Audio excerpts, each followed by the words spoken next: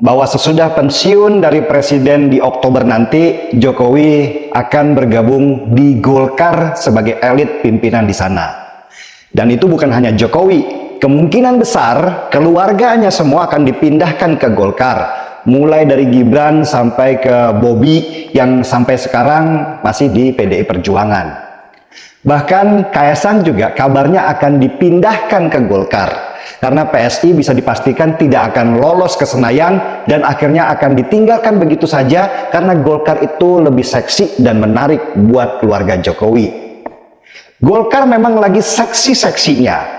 Tahun 2019 lalu Golkar hanya mendapat suara sebanyak 12,31% saja. Tetapi di tahun 2024 ini suara Golkar melejit di angka 15% suara menurut hasil quick count. Dengan begitu, dari jumlah total kursi di DPR RI sebanyak 575 kursi, Golkar bersama PDI Perjuangan diperkirakan bisa mendapatkan seratusan kursi. Dan kalau Golkar diperhitungkan mendapat kursi lebih banyak dari PDI Perjuangan, maka Golkar bisa mendapatkan kursi istimewa, yaitu kursi Ketua DPR RI. Ini yang menjadikan Golkar itu begitu seksi untuk dikendarai. Naiknya suara Golkar yang begitu signifikan dari 2019 ke 2024 bisa dibilang itu bukan hanya berkat ketua umumnya Airlangga Hartarto saja, tapi sebagian besar juga berkat cawe-cawenya Jokowi. Posisi Airlangga yang menjadi Menko Perekonomian yang juga punya kuasa terhadap pembagian bansos bisa jadi menjadi penentu naiknya suara Golkar sedemikian tingginya hingga mereka berpotensi mengalahkan jumlah suara kursi PDI Perjuangan di DPR RI. Nah, pertanyaannya, bagaimanakah kira-kira peluang Jokowi nanti di Golkar, apalagi dalam posisinya nanti yang diperkirakan sangat tinggi? Kabarnya nih, Jokowi diproyeksikan akan menjadi ketua umum Golkar atau ketua dewan pembinanya gitulah. Tentu kabar Jokowi akan masuk Golkar ini membuat resah berbagai elit di Golkar. Yusuf Kala termasuk yang menyuarakan isu akan masuknya Jokowi ke Golkar dan mengincar posisi di elitnya di Golkar. Kata JK, ya boleh aja, siapapun boleh masuk Golkar. Tapi untuk menjadi ketua umum partai, wajib sudah menjadi kader Golkar selama 5 tahun. Nah, perkataan JK ini tentu menyinggung posisi Jokowi yang selama ini menjadi kader PDI Perjuangan. Sehingga nggak mungkin menurut JK, ujuk-ujuk dia menjadi ketua umum di Golkar. Tetapi yang menarik, seorang ketua Dewan Pakar Golkar, yaitu Ridwan Hisam, mendadak berkata bahwa sebenarnya Jokowi itu sudah menjadi anggota Golkar sejak tahun 1997. Berarti udah lama banget ya.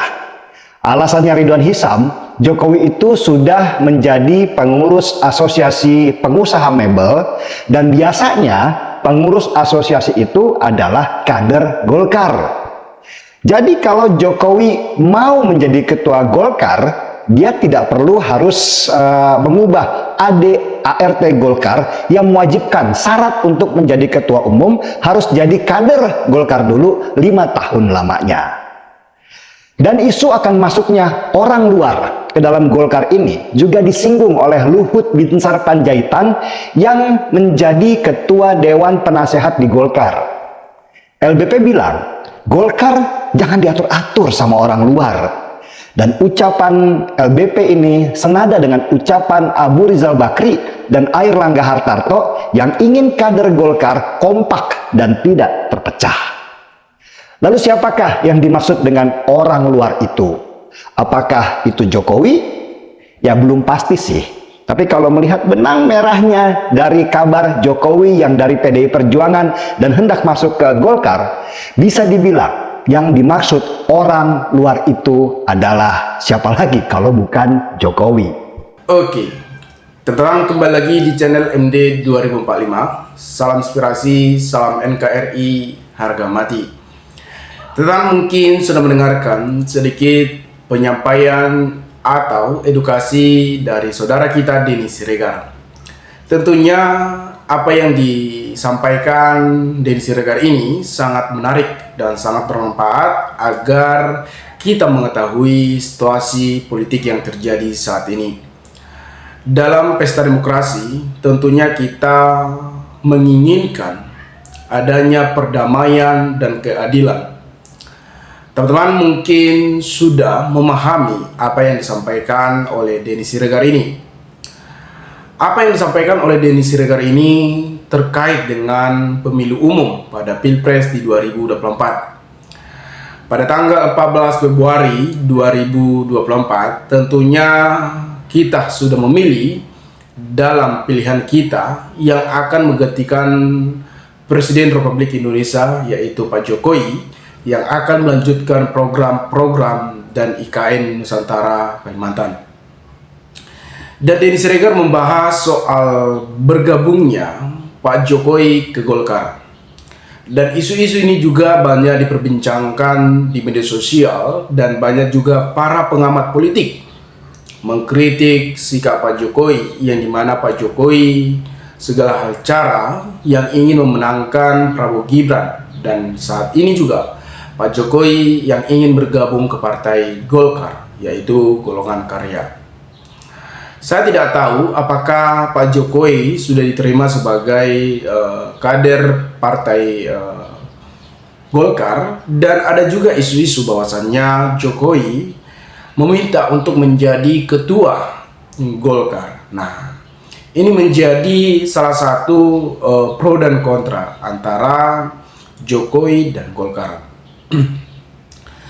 Dan Golkar menekankan agar setiap menjadi ketua harus pernah menjadi kader Partai Golkar. Sedangkan Pak Jokowi adalah salah satu, bisa dikatakan mantan Partai PDIP yang sudah membesarkan nama Pak Jokowi dulunya. Dan Denny Siregar juga mengatakan keluarga Jokowi dan Jokowi ingin menarik semua anak-anaknya bergabung ke Partai Golkar, seperti Kaisang. Kaisang kan bisa dikatakan tidak lolos ke Senayan, yaitu Partai PSI yang dipimpin oleh Kaisang menjadi ketua partai tersebut. Ini sangat menarik dan sangat banyak penolakan-penolakan yang terjadi, apalagi soal kemenangan Prabowo Gibran. Sebenarnya kita sebagai rakyat Indonesia, kita hanya meminta siapapun menjadi pemimpin di Republik Indonesia ini, tentunya kita minta adalah orang yang memiliki integritas tinggi dan emang mempunyai ide-ide membangun negara sebesar ini. Tentunya pemimpin harus memiliki karakter yang memang bisa sebagai contoh dan membawa negara ini lebih maju dan menuju emas di tahun 2045. Soal isu-isu tersebut, banyak para masyarakat, banyak pengamat politik atau influencer mengkritik sikap Pak Jokowi. Pak Jokowi sudah melanggar konstitusi, katanya. Memang kalau kita lihat sikap Pak Jokowi yang dimana meloloskan Gibran di MK, tentunya banyak komplain karena Gibran tidak mencukupi usia dalam pencalonan tersebut. Dan segala hal cara Jokowi memenangkan Prabowo Gibran. Nah, dan sekarang juga KPU telah mengumumkan bahwasannya Prabowo Gibran sudah sah menjadi pemenang. Nah, ini momen yang akan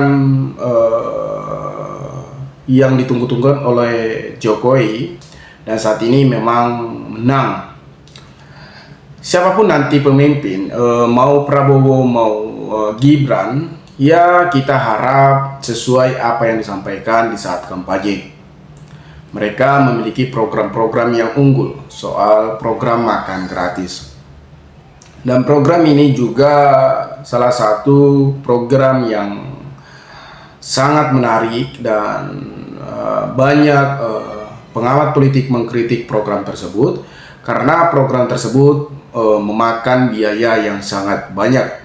Tentunya program makan gratis ini makanya dikatakan program memiliki biaya yang sangat banyak, karena ini menjadi salah satu melahirkan mega korupsi. Ya, dimana kalau kita lihat program makan gratis ini, setiap daerah pasti ada pimpinan-pimpinan yang menyalurkan program tersebut. Tetapi kita tidak membahas soal tersebut, tetapi sebagaimana kita membahas soal bergabungnya Jokowi ke Partai Golkar. Jokowi dulunya memang partai PDIP, yang dimana partai PDIP lah yang membesarkan namanya sejak awal dan sampai sekarang. Dan partai PDIP lah yang membuat, bisa dikatakan meloloskan Jokowi menjadi presiden. Karena kalau seorang pemimpin tentunya harus menghormati orang yang membesarkan namanya. Makanya akhir-akhir ini Pak Jokowi dicap sebagai pengkhianat partai PDIP, yang dimana Pak Jokowi meninggalkan partai PDIP yang sudah mendidik Pak Jokowi dan Ibu Megawati sebagai ketua umum partai PDIP, yang dimana Megawati sudah menganggap Jokowi sebagai anaknya sendiri. Dan sebaliknya juga Gibran isu-isunya bahwasannya Megawati lah yang mengusung Gibran sebagai wali kota Solo, yang meloloskan Gibran. Nah, kalau kita lihat memang dinamika politik yang terjadi saat ini, banyak kepentingan-kepentingan atau banyak orang-orang yang emang ambisinya sendiri yang ingin berkuasa. Saya tidak tahu permainan catur Pak Jokowi atau politik Pak Jokowi untuk kedepannya. Yang pasti apa yang disampaikan oleh Denny Siregar ini ada benarnya juga, karena ini akan terjadi untuk kedepannya.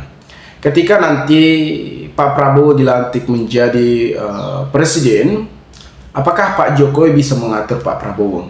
Tidak mungkin, karena prinsip dari Prabowo dan Jokowi akan berbeda. Pak Jokowi dulunya adalah rival dari Pak Prabowo, yang dimana Pak Prabowo 2 kali kalah dalam Pilpres di 2014-2019. Nah, kita tidak tahu, setiap manusia adanya dendam atau adanya sikap yang harus dicapai. Karena sikap Pak Prabowo kita sudah tahu, yang dimana Pak Prabowo yang suka marah-marah. Dan saat ini memang kalau kita lihat sikap Pak Prabowo sangat baik.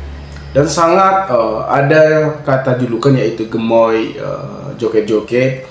Itu hanya sekedar di saat kampanye, teman-teman. Tapi kita tidak lupa dengan kinerja Pak Jokowi dan Pak Prabowo Subianto. Pak Prabowo sebagai Menhan, Menteri Pertahanan, memang dia adalah orang yang bisa dipercaya dalam memimpin sebagai Menteri Pertahanan. Tetapi memimpin negara Republik Indonesia sebesar ini, apakah teman-teman yakin? Kita sih yakin saja siapapun nanti pemimpinnya memang orang yang mewujudkan Indonesia emas di tahun 2045. Teman-teman mungkin sudah tahu, mungkin sudah paham, mungkin sudah tahu segala politik hal-hal yang terjadi saat ini. Maka berikanlah tanggapan teman-teman di kolom komentar agar kita bisa saling tukar pikiran satu antara lain. Salam inspirasi, salam NKRI, MD 2045 melaporkan.